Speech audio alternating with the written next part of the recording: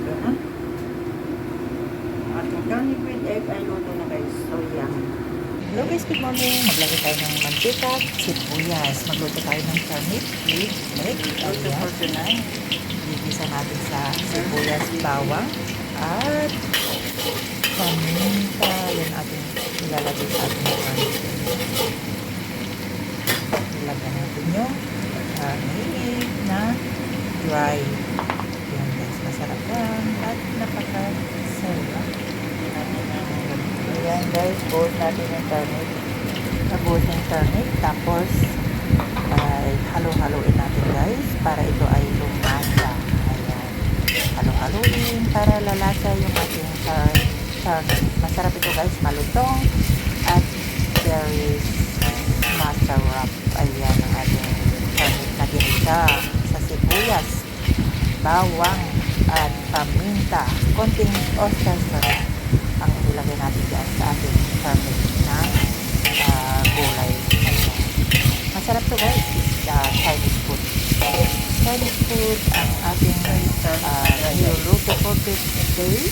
Ang ating garlic na may itlog. Ayan. Lagyan natin siya ng itlog guys. Ayan.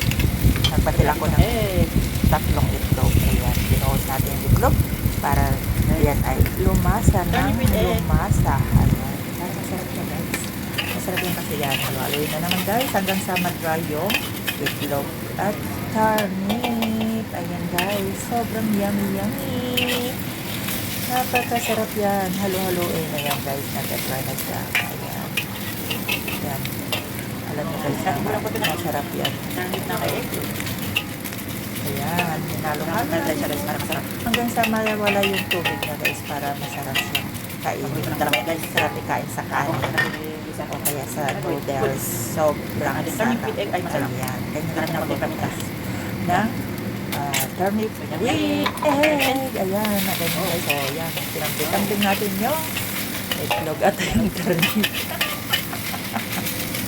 Para ito ay mag-dry. Ayan. Masarap yun pag medyo dry siya guys. Wag lang yung basa-basa kasi masarap ko yung guys. Ayan. Tikman natin masarap. Ayan. Sobrang sarap. Lagyan mo siya ng konting pepper para masarap. Ayan. Ayan. Halo-haloin. Ayan. Sige guys. Sobrang yummy. Thank you everyone. Ayan guys. So, diba? Ayan, luto na. Pwede na tayong kumain. Thank you for watching. God bless po.